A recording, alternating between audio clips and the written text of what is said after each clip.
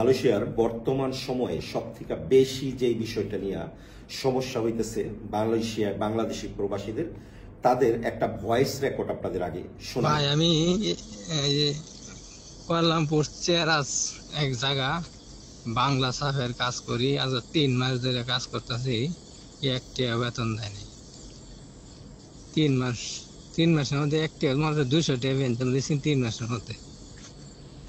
ভয়েসটা শুনলেন, এমন শত শত মানুষ আছে যাদেরকে বিভিন্ন বাঙালির আন্ডারে চাকরি করে, বাঙালি সাপ নিয়ে বিভিন্ন জায়গায় কনস্ট্রাকশন প্রজেক্টের সাপ নেয়, বিভিন্ন জায়গায় বাঙালি সাপে কাজ নেয়। নেওয়ার পরে সেই জায়গায় সাধারণ প্রবাসী যারা কলিংয়ে আসছে কিংবা যাদের কাছে কাজ নাই, আর টিকেতে ভিসা করছে, যাদেরকে কাজ নাই, তাদেরকে সেখানে ফাসলাইয়া নিয়ে যায়। নিয়ে যাওয়ার পরে দেখা যায় যে 2-3 মাসের বেতন আটকায় দেয়। এমনটা যে এই ব্যক্তি একা তা না, এটা হলো একটা সমস্যা বর্তমানের।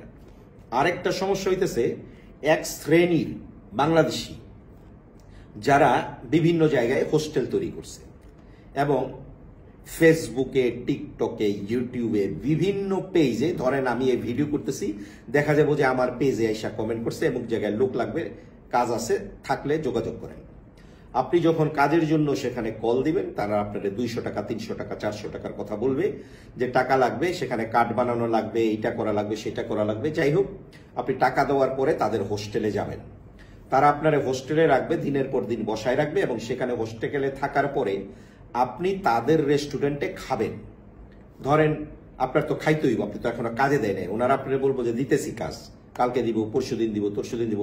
এইভাবে যখন সপ্তাহখানিক, সপ্তাহ 2 আপনি ওখানে বসে থাকবেন, আপনি দিনের পর দিন খাইতে থাকবেন ওনাদের হোস্টেলে, এবং সেইটাও একটা চার্জ ওনারা আপনার কাছ থেকে নেবে। মানে এটা হইতেছে এমন যে আপনি খাওয়া দাওয়া করছেন ওনাদের হোস্টেলে, সেটার জন্য আপনাকে টাকা দিতে হবে, ফেয়ার এনাফ।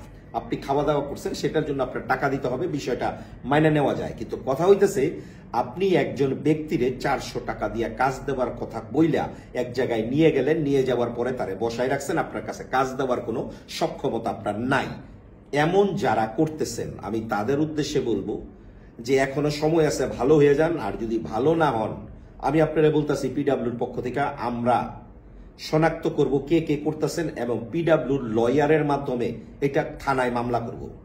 এবং সেই মামলা, কারণ আমি এই ভিডিওটা করতেছি এই কারণে, পিডব্লিউর 2 জন মেম্বার অলরেডি, পিডব্লিউর 2 জন মেম্বার এই ধান্দার মধ্যে পড়ছে, 400 টাকা করে নিছেন।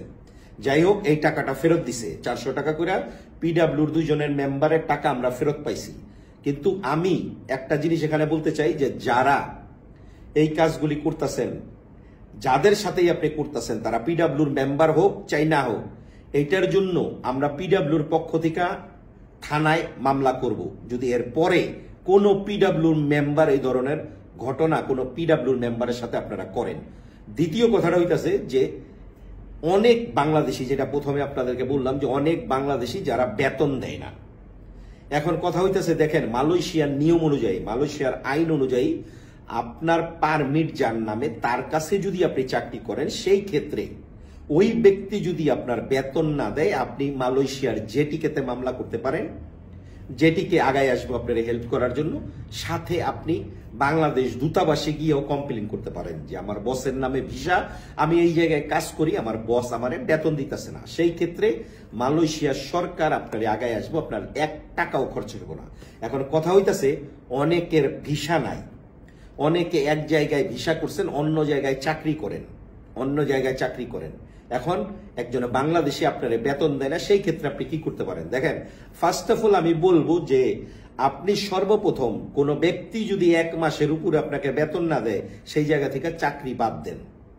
কারণ আপনি যার কাছে চাকরি করতেছেন সে আপনার বস না।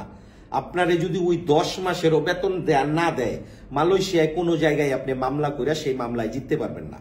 কারণ হইতেছে একটাই, কারণ মালয়েশিয়ার আইন অনুযায়ী আপনার যার নামে ভিসা, তার কাছে কাজ করতে হইব। ফ্রি ভিসা বলতে কোনো ভিসা মালয়েশিয়াতে নাই। আশা করি বিষয়টা বুঝাইতে পারছি। মানেটা এমন, আপনার যদি ভিসা না থাকে কিংবা আপনার ভিসা যেই জায়গায় আপনি যেই ফইরার কাছে কাজ করতেছেন বেতন দেয় না, ওই যদি আপনার ভিসা যদি অন্য নামে না হয়, তাহলে বেটার আপনি ওই জায়গা থেকে কাজ বাদ দেন। যেই লোক বেতন দেয় তার কাছে কাজে চলে যান। এছাড়া ওর এগেনস্টে আপনি কোনো মামলা কইরা কোনো মোকদ্দমা করে এই টাকা ফেরত পাওয়ার কোনো রাস্তা নাই। আশা করি দুইটা বিষয় বুঝাইতে পারছি। ভালো থাকবেন।